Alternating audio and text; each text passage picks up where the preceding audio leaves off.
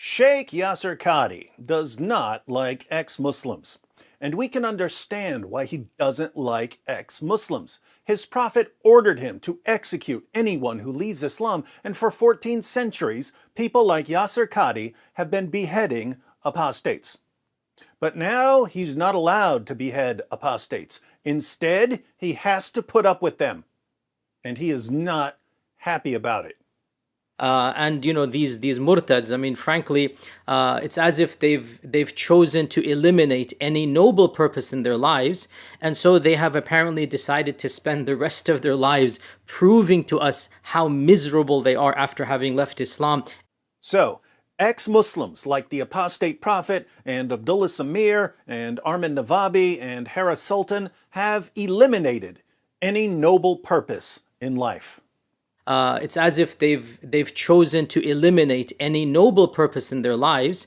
If they had only remained Muslims, they could have retained a noble purpose, like calling for the public beheadings of apostates. There's a reason why there's a capital punishment, because people like you, little weaklings who leave their religion and cause corruption in the land by spreading it, the capital punishment in Islamic law would be applied to you. We have no doubt, and we're proud of that. Yeah? Capital punish will be applied in an Islamic state.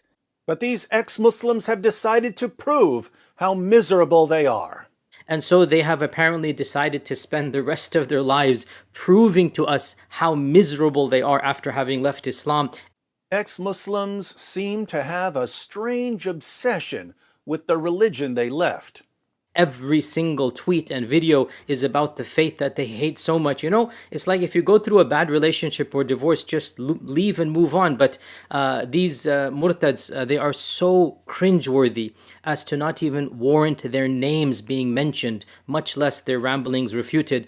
Interesting new strategy. If you can't behead them, just dehumanize them by refusing to so much as mention their names. These murtads, they are so cringeworthy as to not even warrant their names being mentioned. Tell us what you really think, Dr. Qadhi. Really, frankly, I mean, it's frankly pathetic, the lives that they're living. But khair, that is their choice, and they will have to answer on the Day of Judgment. Now, you may have missed it, but Yasir Qadhi offered an analogy in his attack on ex-Muslims. It's like if you go through a bad relationship or divorce, just leave and move on. Ex-Muslims are to Islam what a woman is to her ex-boyfriend. It's like if you go through a bad relationship or divorce, just leave and move on. Just as a woman should move on after a breakup, so also ex-Muslims should move on after leaving Islam. I actually like this analogy. I think it's a good analogy. But as is often the case with analogies, we need to fill in some details to make the analogy stronger. So, let's modify the situation between the woman and her ex-boyfriend to make it a bit more analogous to the situation between ex-Muslims and Islam. Suppose a little girl is born into the world and her parents raise her to love a certain man. Before she can even form rational thoughts, her parents are raising her to be madly in love with this man, no matter what he does. Moreover, the parents make all kinds of false claims about the man because they themselves were raised to believe these false claims.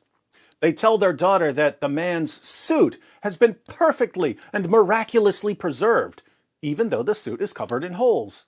They tell their daughter that the man is a brilliant scientist, even though he thinks that the sun sets in a muddy pool.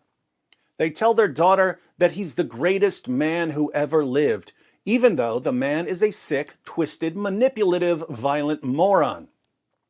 The girl is forced into a relationship with this man, and he spends the entire relationship manipulating and controlling her.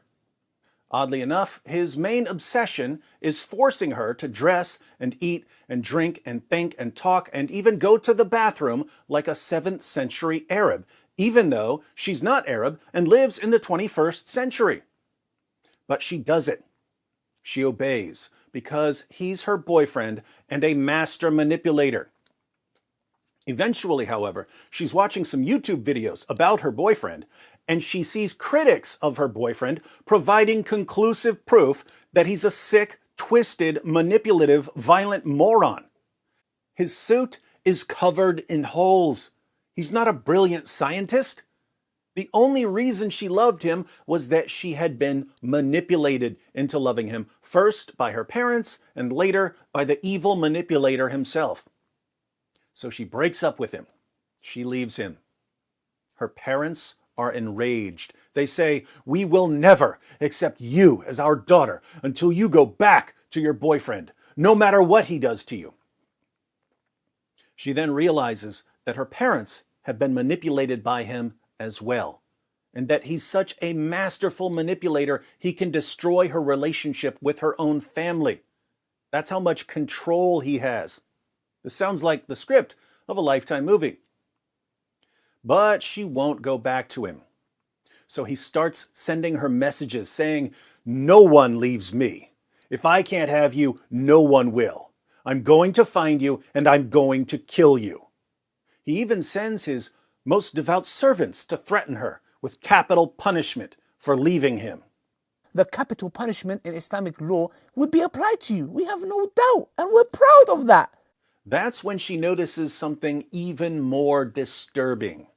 She notices that her ex-boyfriend, the master manipulator, is grooming millions of other girls. She knows from experience that these girls will be deceived, exploited, and betrayed. She knows from experience that these girls will be forced to dress and eat and drink and think and talk and even go to the bathroom like 7th century Arabs, even though they're not 7th century Arabs. She knows that everything her ex-boyfriend tells them will be a lie. So she decides that for her own safety and for the sake of the millions of girls who are being manipulated, and for the good of all future generations, she must expose her ex-boyfriend and show the world what a sick, twisted, manipulative, violent moron he really is. So she makes her first video for her new YouTube channel. The video is titled, "Why I Left My Boyfriend."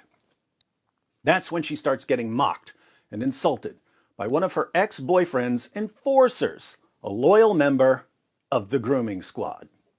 It's like if you go through a bad relationship or divorce, just leave and move on. Oh, you'd love it if she just moved on, wouldn't you, Dr. Qadhi? You'd love it if, after years of manipulation and abuse, she just kept her pretty little mouth shut about how that violent, manipulative control freak who used to be her boyfriend is telling lies and ruining lives. You love it because you're a manipulative control freak too. You know, Dr. Qadhi, your real purpose in all of this isn't your scholarly work. That's just a show to cover up your real job here. You're more like a slimy PR rep who goes around trying to discredit the victims of your violent, abusive, perverted, power-hungry client. You keep blaming the victims and gaslighting them so that your client can go on abusing people. That's pretty much all you are in this world. It's what you've been reduced to.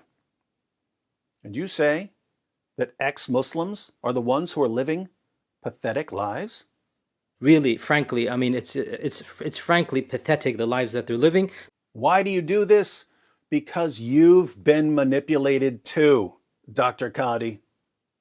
Since we're drawing analogies, I can say that you're like one of the victims of the UK rape gangs who got older and then helped the rape gangs find new victims. But thanks for the analogy. I think it's going to come in handy. Probably not as handy as the holes in the narrative interview that's been destroying people's confidence in the Quran, but it will still come in handy. Now, let me ask all of the ex-Muslims who are watching, what do you think of Sheikh Yasir Qadhi's relationship analogy now that we've improved it?